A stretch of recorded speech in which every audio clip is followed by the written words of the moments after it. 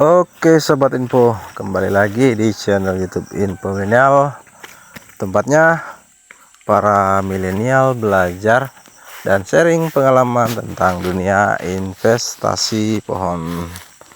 Lanjut lagi kawan, kita pada hari ini akan melakukan program lanjutan. Ini anting putri ya, tidak tanggung-tanggung, kita sekalian program.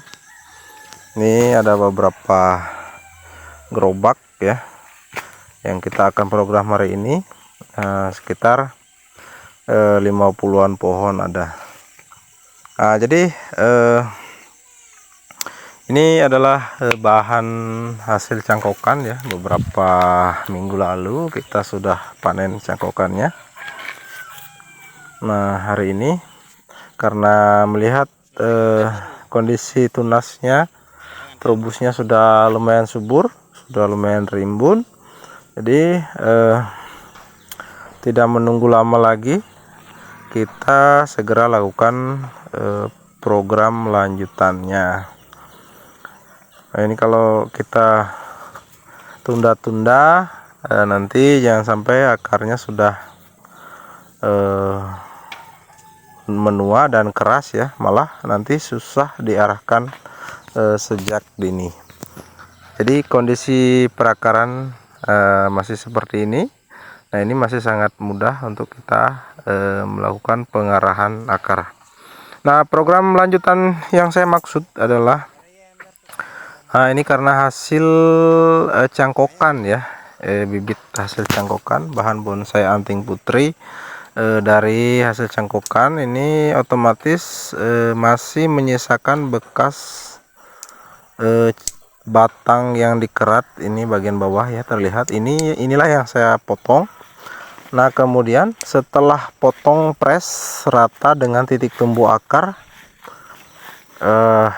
ini kemudian akan kita semai kembali sambil pengarahan akarnya. Nah pengarahan akar ini bagaimana caranya? Ini pada saat menanam sebentar di polybag akan kita beri alas. Nah ini saya menggunakan pengalas akar itu potongan botol air mineral ya. Nah boleh kawan-kawan menggunakan pecahan genteng, pecahan tehel yang menyerupai datar ya, bidang datar. Nah tujuannya adalah agar akar ini tidak tumbuhnya lurus ke bawah, tetapi dia akan menyamping karena akar tidak mampu menembus pengalas ini ya.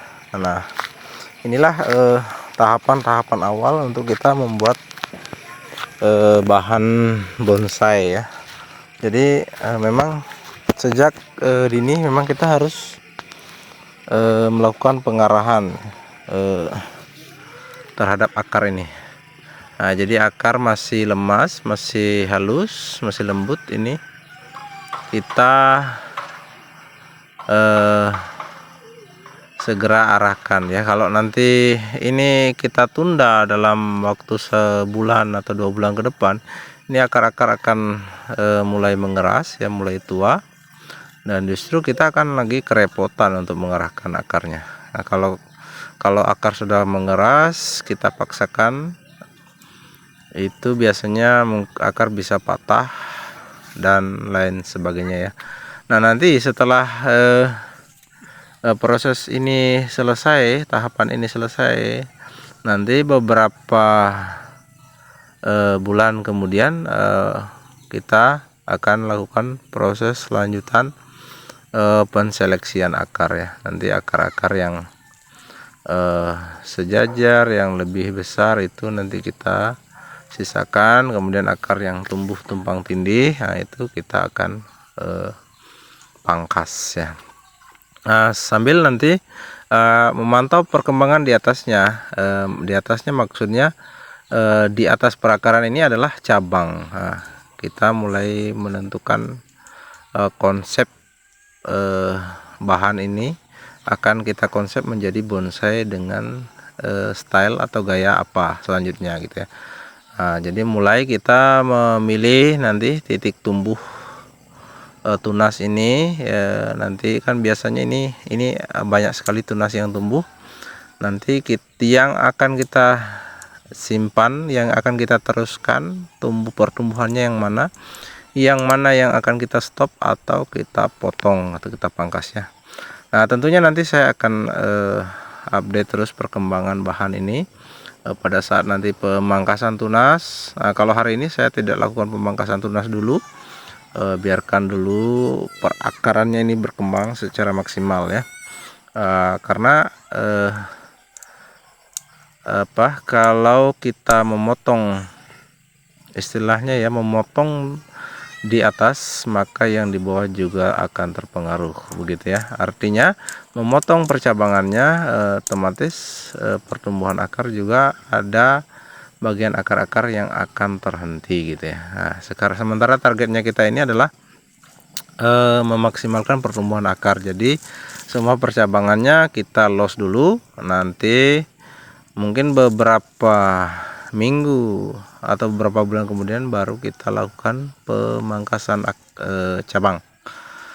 Pemangkasan cabang atau pemotongan batang induk ini ya. Batang induk, misalnya kita akan mengkonsep bahan menjadi bogel atau ceper ya, pendek. Tentunya ini kan cangkukannya lumayan panjang ya, jadi kita akan lakukan pemotongan. Oke, kawan-kawan yang baru ketemu channel YouTube Info Milenial, silahkan subscribe dan aktifkan lonceng notifikasinya agar mendapatkan pemberitahuan nanti video-video yang akan kita update, kita posting selanjutnya. Nah, jadi kawan-kawan tidak akan ketinggalan informasi ya. Yang punya saran dan kritik silahkan komentar di kolom komentar, atau kita sharing, saling berbagi pengalaman di bidang investasi pohon atau khususnya ini merawat tanaman bonsai ya kawan-kawan. Sambil kita melihat pengerjaan bahan ini, saya ingin merekomendasikan bahwa bahan untuk memilih bahan-bahan terutama jenis bahan bonsai itu kita wajib sering tanya-tanya kepada senior-senior kita, mana kira-kira bahan yang kira-kira akan nanti memiliki nilai prospek, terutama nilai ekonominya ya.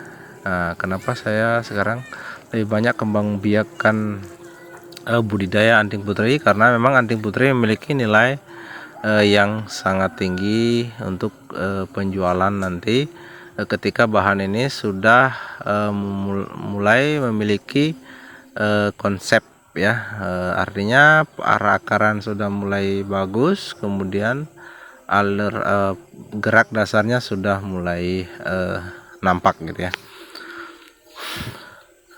Nah, mungkin sementara itu dulu kebersamaan kita pada hari ini. Jadi kawan-kawan, jangan pernah malas berkarya ya, jangan pernah takut mencoba. Kemudian selalu update informasi terbaru tentang seputar investasi pohon ya. Jadi pohon-pohon mana yang kira-kira memiliki nilai ekonomis ke depan ya. Kita sebagai milenial tentunya harus mempertimbangkan ini ya. Jangan asal menjadi petani atau tren pembudidaya bonsai, tetapi kita memang punya target ke depannya gitu ya. Oke, demikian dulu. Selamat berkarya dan salam info.